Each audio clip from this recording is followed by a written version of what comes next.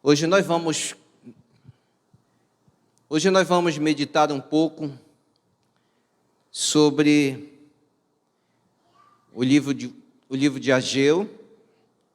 Hoje nós vamos falar sobre a glória da segunda casa, a glória da segunda casa ou também do segundo templo. Uma reflexão sobre o perdão e a restauração de Deus. Esse texto está em Ageu, capítulo 2. Eu vou ler apenas um texto, mas você deixa a sua Bíblia aberta para a gente acompanhar. Ageu, capítulo 2, verso 9. Diz assim a palavra do Senhor: a glória desta última casa será maior do que a primeira, diz o Senhor dos Exércitos, e neste lugar darei a paz, diz o Senhor dos Exércitos. Vamos orar. Pai querido, colocamos diante de Ti, Senhor, as nossas vidas. Fala aos nossos corações nesta noite, Pai. Nos traz os ensinamentos que esta palavra tem e que possamos aprender, crescer com ela. Assim te pedimos e te agradecemos em nome de Jesus. Amém. Pode tomar assento?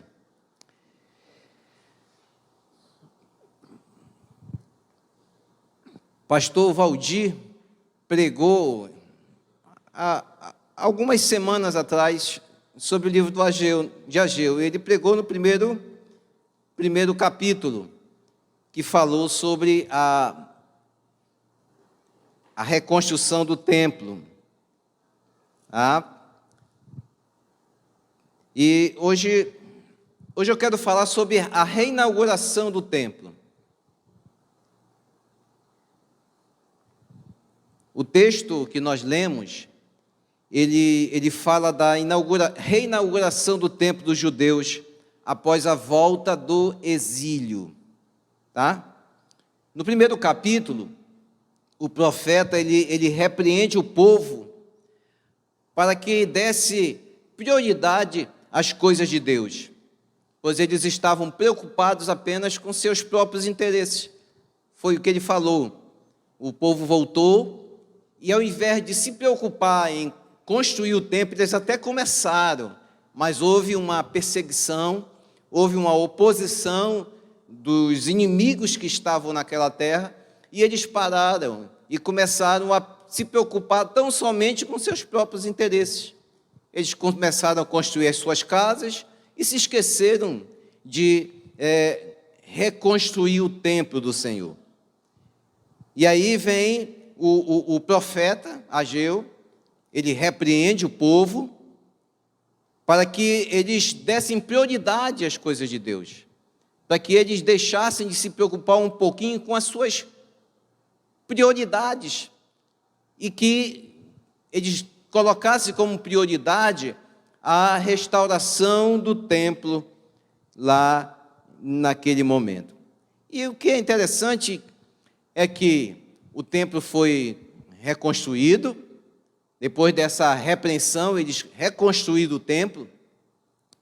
E o que eu quero chamar a atenção hoje, e a gente vai ver um pouco dentro desse texto aqui, é que na inauguração do templo, eles estavam desanimados. Uns estavam desanimados e outros estavam felizes.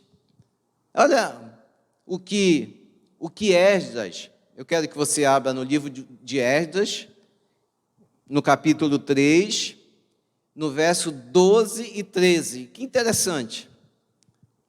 Interessante. Esdras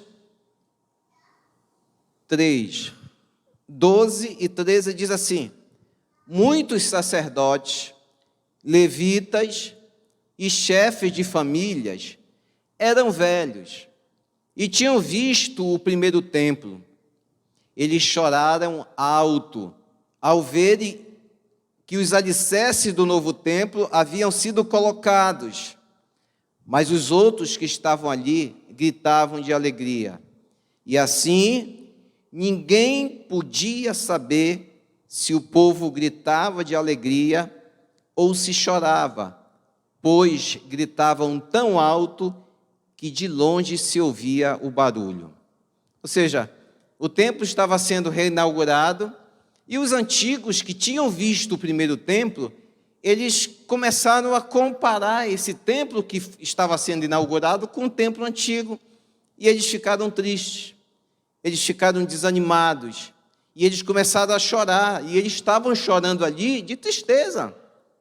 Literalmente, eles estavam chorando de tristeza, mesmo com o templo do Senhor estando sendo reinaugurado.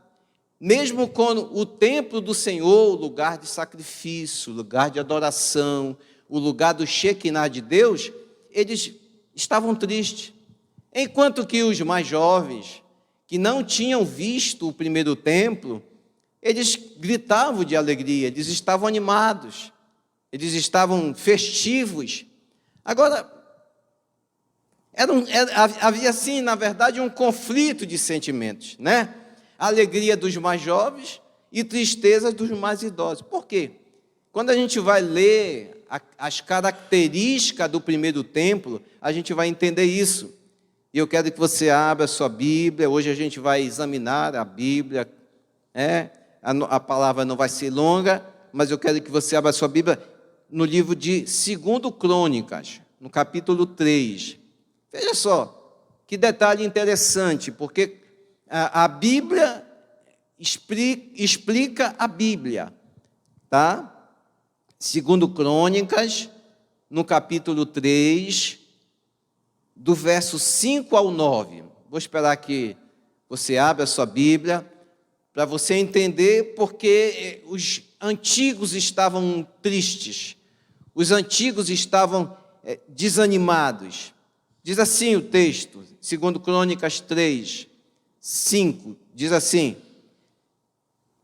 também fez forrar de madeira de cipreste a sala grande, e a cobriu de ouro puro, e gravou nela palmas e cadeias.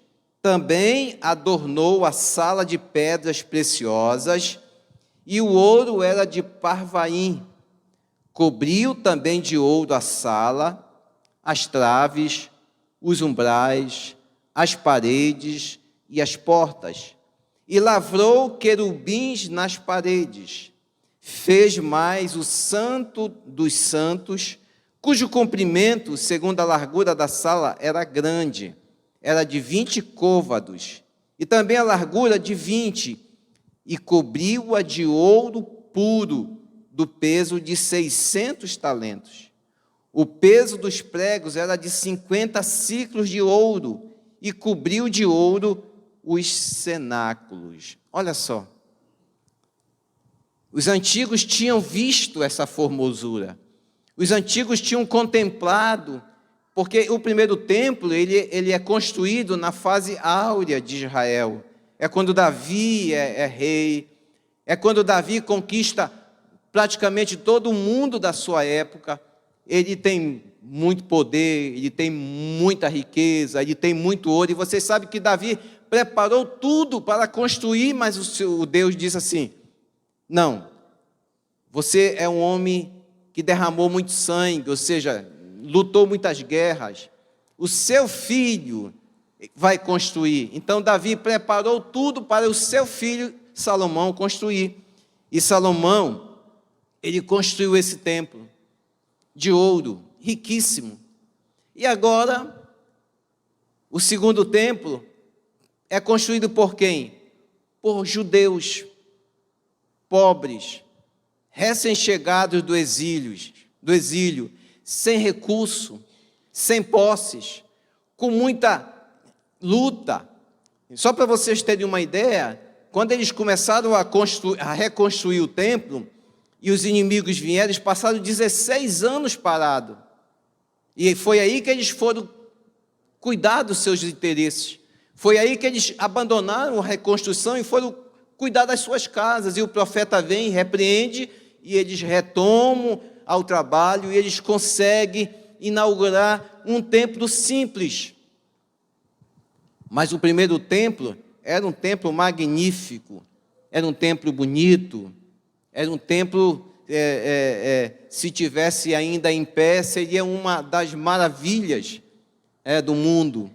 Só que a Bíblia diz que esse grande templo, esse templo bonito, esse templo lindo, ele veio abaixo.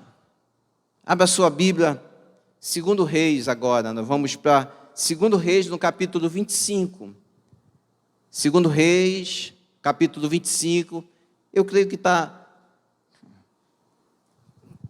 aqui, vamos lá, verso 8. E no 5º mês, no 7º dia do mês, este era o ano 19º de Nabucodonosor, rei de Babilônia. Veio Nebuzaradã, capitão da guarda, servo do rei da Babilônia, a Jerusalém. E o que ele fez? Ele queimou a casa do Senhor, ele queimou a casa do rei, como também todas as coisas de Jerusalém, todas as casas dos grandes igualmente queimou. Ora, imagina o orgulho dos judeus ao construir esse templo riquíssimo. Foram buscar madeiras de lei, vieram de outros lugares distantes para construir esse templo. E esse templo, por desobediência, porque eles abandonaram o Deus vivo, porque eles abandonaram a lei de Deus, vem Nabucodonosor e destrói por completo esse templo. Acabou o orgulho, acabou o sacrifício, acabou as festas, a glória de Israel estava destruída. Não tinham mais casas, bens e nem nação. Só ficaram sonhos, cinzas e destruição. O que eu quero falar? O que eu quero comparar com esse texto? Amados, este é o retrato de muitas pessoas. Este é o retrato de muitas famílias. Este é o retrato de muitos ministérios. O início pomposo, o início famoso, o início bonito, tudo lindo, tudo perfeito, mas também por negligenciarem, por se afastarem do Deus vivo, do Deus que protege, do Deus que honra, do Deus que cuida, por terem deixado, por terem abandonado Deus, essas pessoas, elas também foram destruídas. Essas famílias se acabaram.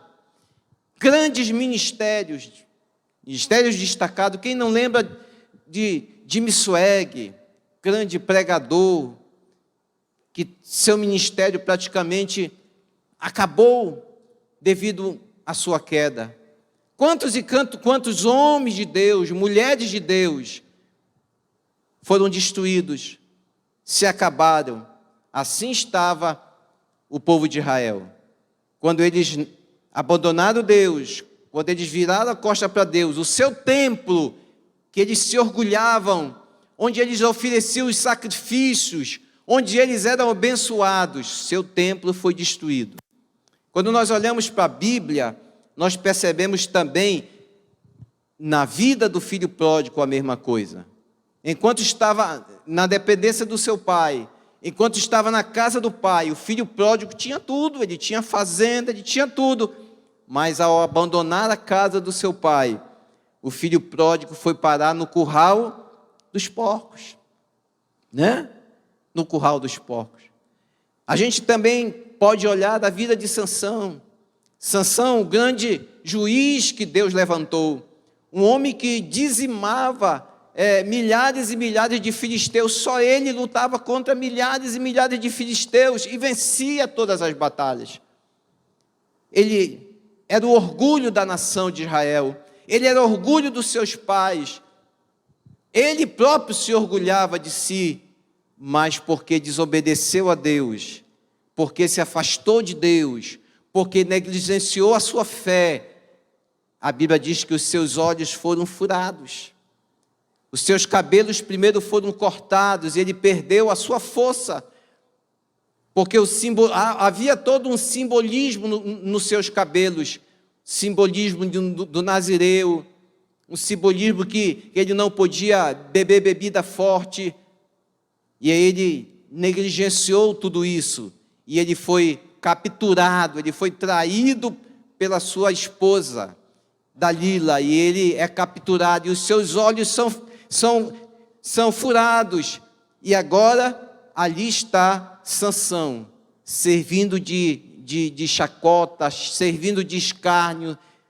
de zombaria dos filisteus. O grande herói, o homem mais poderoso, o homem que todo mundo temia, agora até uma criança zombava dele, estava ali destruído, estava ali. E quando a gente olha também, queridos, para os nossos filhos, com que carinho a gente cria, desde pequenininho, as mães amamentam, as mães abdicam de tudo para cuidar do seu filho. Eu admiro muito, eu já falei, vou repetir, eu admiro muito uma mãe. A figura que eu mais admiro são as mães, mas as mães que cuidam muito bem dos seus filhos. Essa tem a minha admiração, porque elas se renunciam, irmãos. Elas abrem mão, elas abdicam de tudo para cuidar de uma criança durante muitos anos. Elas investem, elas cuidam. Está aqui a irmã Débora, com 2 crianças especiais, mas se dedica, se esforça, cuida. Mas infelizmente muitas dessas crianças, quando crescem, se perdem, quando crescem, enveredam pelo mundo das drogas, da prostituição, e aí é também uma figura que a gente pode comparar com esse quadro dessa glória da primeira casa que se acabou, essa glória da primeira casa. Então, tudo isso são glórias da primeira casa que se foram, que se perderam. Casamentos bonitos, investimento alto, Hoje o investimento é muito alto para fazer um casamento bonito, um casamento dos sonhos, investimento, e aí de uma hora para outra, por um vacilo, por uma fraqueza, aí o inimigo vem e destrói, o inimigo vem e acabou o sonho, agora se tornou um pesadelo, e isso atinge toda a família se desmorona, a glória da primeira casa acabou, a glória daquele primeiro momento, a glória daquilo que parecia eterno se acabou. Quantas e quantas pessoas, irmãos, Satanás está hoje dizendo, você nunca mais será o mesmo. Um dia você foi assim, mas você nunca mais vai ser o mesmo. Satanás está dizendo, olha, os teus relacionamentos nunca vão dar certo, sempre eles serão tendenciosos ao fracasso. Satanás está dizendo, por mais que o primeiro tenha sido glorioso, por mais que o primeiro tenha sido maravilhoso, mas por abandonar ao Senhor, por voltar as costas para Deus, por desobedecer os mandamentos, acabou a glória, acabou a fama, acabou a riqueza. E aí Satanás diz assim, você nunca gerará filhos, você nunca encontrará alguém que lhe ame de verdade. Satanás sempre está pronto para dizer, você nunca prosperará na vida, você nunca vai ser feliz. Satanás está dizendo isso, e ele está dizendo isso infelizmente, há muitos cristãos que sentam nos bancos das igrejas, porque um dia encontraram Jesus, um dia viveram intensamente o amor com Cristo, um dia sentiram a glória do Senhor sobre suas vidas, o amor, sentiram o quanto são queridos, o quanto são amados, o quanto são especiais, como eu disse no início, mas infelizmente desobedeceram a Deus, infelizmente abandonaram as leis de Deus. E o que aconteceu? A glória do primeiro templo, a glória da primeira casa acabou. Foi isso que eles estavam, quando eles reinauguraram, e aí os antigos viram a situação daqueles templos, eles começaram a desprezar aquele templo. Eles começaram a não dar valor àquele templo. E isso, de alguma forma, ocorre muito, queridos. Nós somos muito preconceituosos. Nós achamos que alguém que errou, alguém que pecou, alguém que caiu, é incapaz de ser, ou de voltar a ser o que era. A gente tem esse conceito. A gente pensa dessa forma. E hoje eu quero, através da palavra, dizer que isso não é verdade. Eu quero dizer que isso é uma mentira do diabo. Eu quero, através da palavra de Deus, provar a você que isso não é verdade.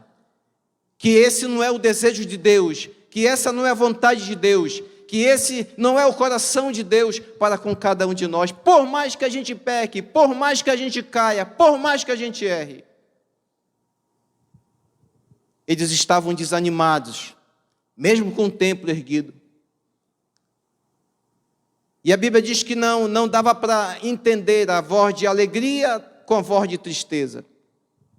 E aí, Deus levanta novamente o profeta Ageu. Lembre que o profeta Ageu, na primeira vez, ele diz, profetiza para que eles restaurem o templo. Queridos, numa próxima mensagem eu vou pregar sobre o templo.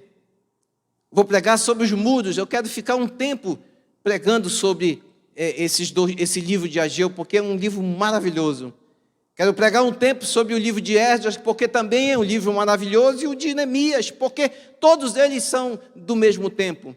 Todos eles falam praticamente das mesmas coisas. Eu vou voltar a pregar sobre isso. Mas veja que, no primeiro momento, Ageu diz, reconstrua o templo. Ageu diz assim, olha, não importa com que força você faça isso, não importa de que forma você faça isso, o importante primeiro é reconstruir o templo.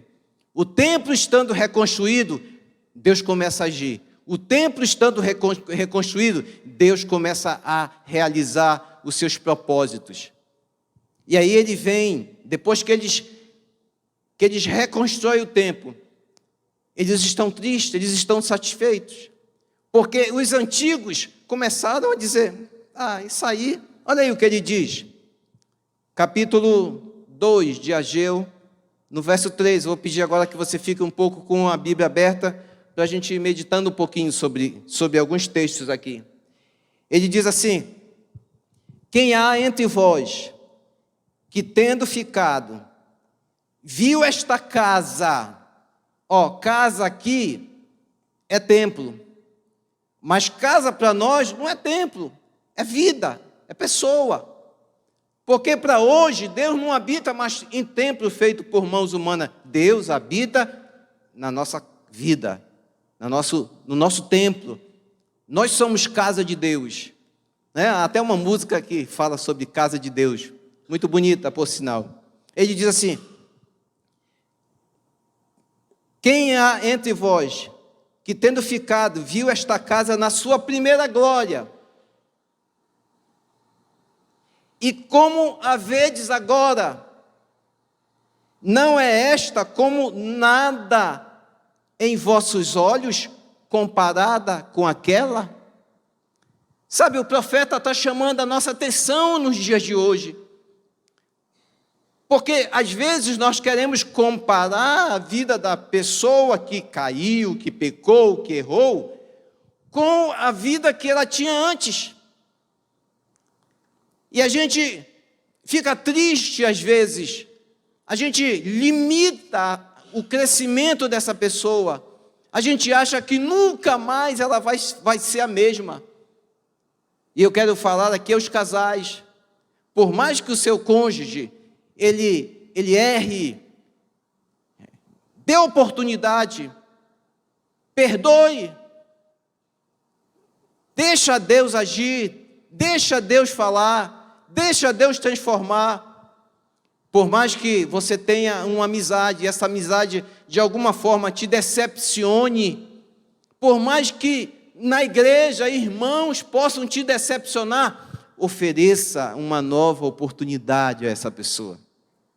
Porque o próprio Deus, aqui nesse texto, Ele está oferecendo a oportunidade. Ele diz, olha, vocês estão olhando e vocês estão comparando com o que era. E para vocês estão desprezando agora esse templo. E a gente olha para as pessoas e a gente despreza as pessoas porque elas erraram, porque elas caíram, porque elas nos decepcionaram e a gente limita. Ah, não, mas a nossa amizade antes era assim, agora não pode ser mais. Escute, não tenha essa pressa em fazer esse conceito, em ter esse próprio conceito, porque vamos acompanhar o que o profeta diz. Ele diz assim,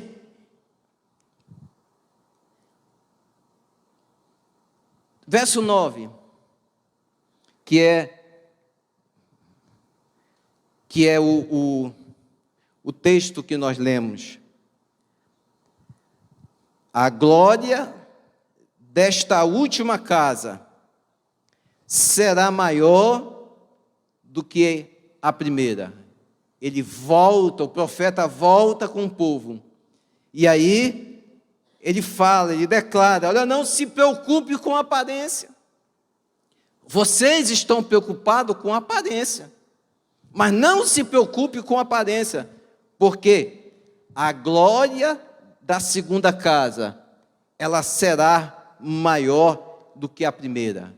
Ou seja, Deus, Ele vai fazer com que a segunda oportunidade que essa pessoa terá na vida cristã, ela vai ser maior do que a primeira que ela teve. Eu creio assim. O nosso Deus é poderoso para fazer infinitamente mais do que pensamos ou que venhamos a imaginar. O Senhor, Ele perdoa e Ele restaura, que é justamente o subtema da nossa mensagem de hoje. O nosso Deus é um Deus perdoador, queridos. Nosso Deus não pensa como nós. Quantas vezes eu errei, irmãos? Imagine. Quantas vezes você errou, mas você continua aqui. Pelos erros que eu tive na minha vida, não era para eu estar pregando para vocês. Pelas lutas que eu passei na minha vida, pelas dificuldades que eu passei, não era para eu estar pregando para vocês nessa noite. Mas o Senhor me perdoou. E além de me perdoar, Ele me restaurou. Nós precisamos permitir sermos perdoados por Deus. Porque tem gente que, por mais que o Senhor o perdoe, Ele não se sente perdoado. Por mais que o Senhor o perdoe, Ele diz, jamais eu poderei fazer alguma coisa além daquilo que eu fazia antes. Ou seja, primeiro o perdão. Primeiro nós precisamos nos sentir perdoados para poder sermos restaurados. A restauração vem pós-perdão. Primeiro perdoado, arrependido, perdoado, e aí Deus vai nos restaurar, tá?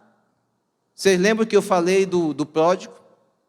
O pródigo na casa do pai, ele tinha tudo. E ele vai para o curral dos porcos. mas ele foi perdoado. Ele reconheceu o seu erro, ele reconheceu o seu pecado, e ele volta. E quem lhe espera? O pai. Com o quê? Com o anel, vestes limpas e o bezerro cevado. Eu pergunto, a glória da segunda casa não é maior do que a primeira? É muito maior do que a primeira. Sabe por que é maior, irmãos? Porque agora o filho, aquele jovem, o jovem pródigo, ele vem mudado, ele vem transformado. O seu relacionamento agora com o pai será um relacionamento diferente, porque ele experimentou a destruição, ele experimentou o que o mundo tinha a oferecer para ele. Mas quando ele volta agora, esse relacionamento será mais intenso, esse amor será mais vivido com seu pai. Vocês lembram de Sansão?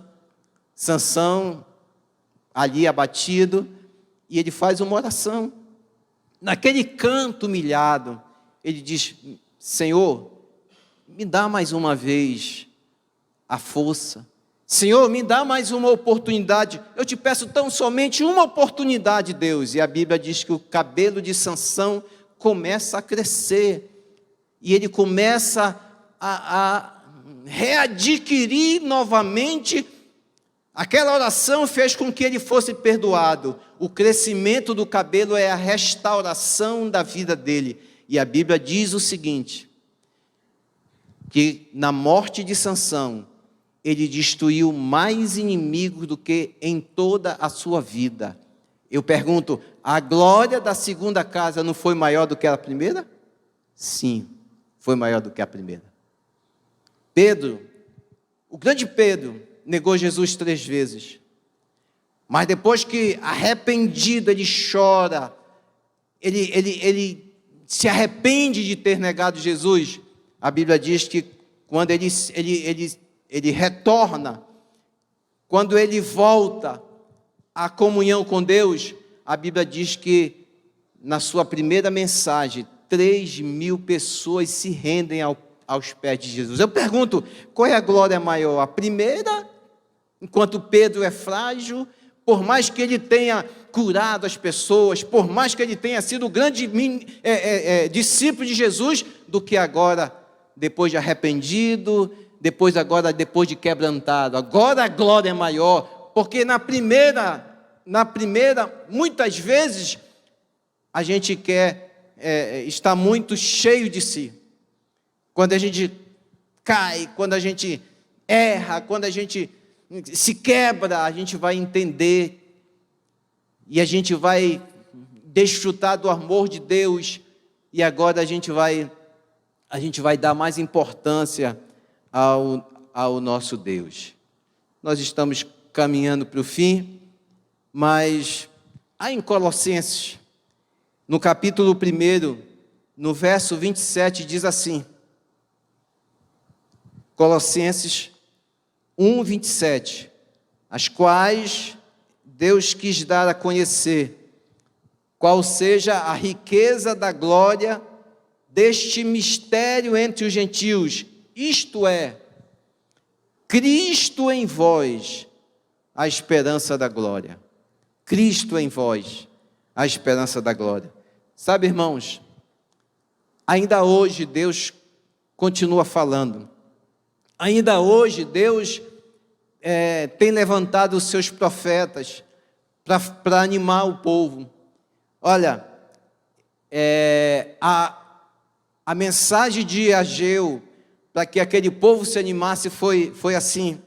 Verso 4, ele diz, ora, esforça-te, Zorobabel, diz o Senhor, esforça-te, Josué, filho de Josadac, sumo sacerdote, esforçai-vos todo o povo da terra, diz o Senhor, e trabalhai, porque eu sou convosco, diz o Senhor dos exércitos.